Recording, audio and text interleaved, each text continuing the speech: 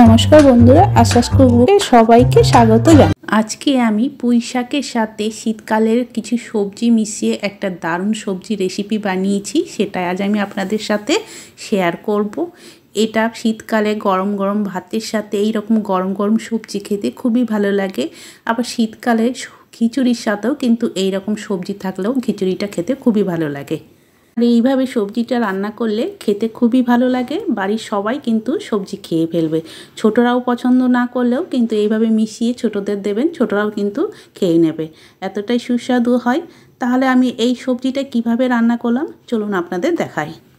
সবার প্রথমে আমি কি সবজি নিয়েছি সেটা আমি তোমাদের দেখাচ্ছি।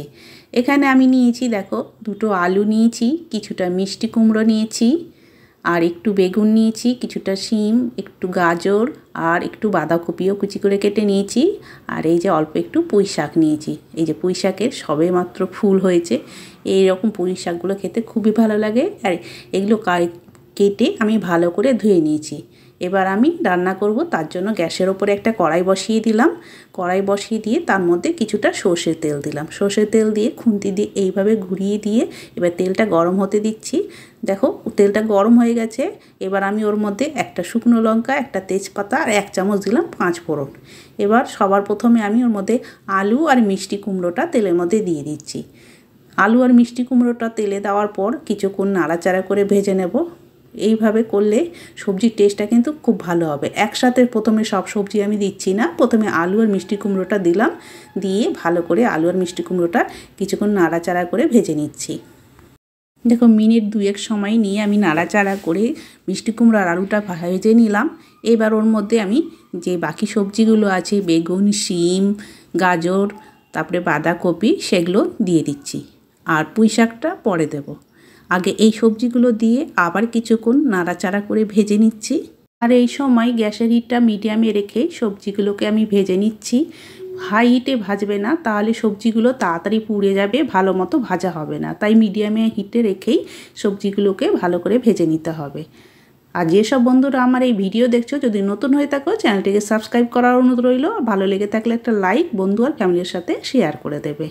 দেখো কিছুক্ষণ নাড়াচাড়া করে আমি এই সবজিগুলোকেও বেশ কিছুটা করে ভেজে নিয়েছি। এবার আমি ওর মধ্যে দিয়ে দিলাম 1 চামচ হলুদ গুঁড়ো আর 1 চামচ দিয়ে দিলাম আদা বাটা।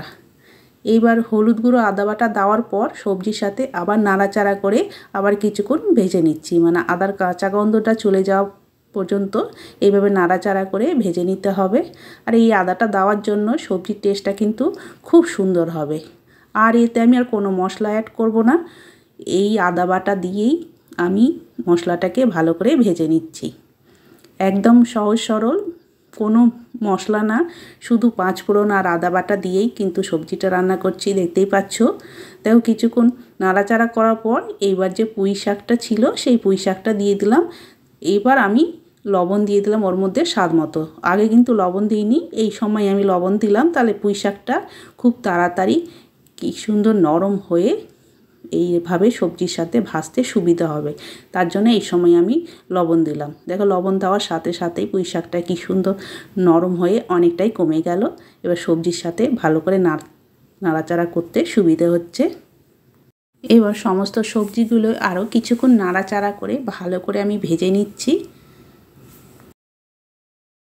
কিছুক্ষণ নাড়াচাড়া করে সবজিটা আমার ভাজা হয়ে গেল। এবার আমি ওর মধ্যে দিয়ে দেব জল। এখানে আমি কিছুটা জল দিয়ে দিলাম, মানে সবজিগুলো এরকম ডুবে থাকবে জলের মধ্যে, সেই রকম জল দিতে হবে। জলটা দিয়ে এবার ওর মধ্যে আমি দিয়ে দিচ্ছি অল্প একটু চিনি। যেহেতু মিষ্টি কুমড়ো দিয়েছি একটু চিনি দিতে হয়, তাহলে খুব সুন্দর টেস্ট হয়। আর দিয়ে দিলাম 2টো কাঁচা লঙ্কা ঝালের জন্য। এখানে তোমরা ঝাল যদি বেশি খাও আরও বেশি লঙ্কা দিয়ে দেবে। তারপরে ঢাকা দিয়ে এটাকে 6 থেকে 7 মিনিট জাল করে নেব। 6 থেকে 7 মিনিট জাল করে নেওয়ার পর এবার আমি ঢাকাটা খুলে নিচ্ছি। দেখো সবজিটা খুব সুন্দর মতো সেদ্ধ হয়ে গেছে ভালো করে। এবারে আর একটু নাড়াচাড়া করে নিচ্ছি। আলু আর মিষ্টি কুমড়ো, পুঁই শাকগুলো একটু আমি কেটে দেখে নিচ্ছি ঠিকঠাক মতো সেদ্ধ হয়েছে নাকি। সবগুলোই কিন্তু খুব সুন্দর সেদ্ধ হয়ে গেছে। এবার আমি ওর মধ্যে একটু ধনেপাতা কুচি দেব,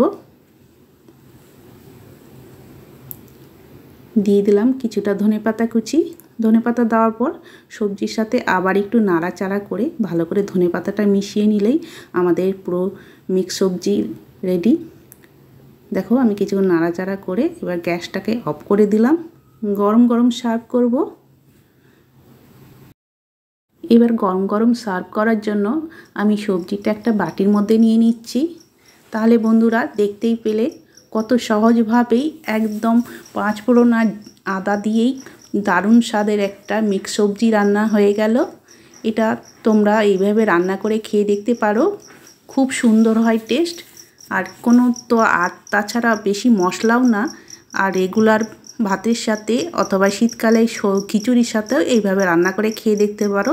দুর্দান্ত হয় খেতে, সবাই খুব পছন্দ করবে আর টেস্ট হয় খুবই সুন্দর। তাহলে বন্ধুরা আজকের আমার এই রেসিপি কেমন লাগলো কমেন্ট করে অবশ্যই জানাবে। আর ভালো লেগে থাকলে একটা লাইক আর শেয়ার করে দেবে। তাহলে আজকের মতো আমি এখানেই শেষ করছি। আবার একটা নতুন রেসিপি নিয়ে চলে আসবো। সবাই ভালো থেকো, সুস্থ থেকো। সবাইকে অনেক ধন্যবাদ।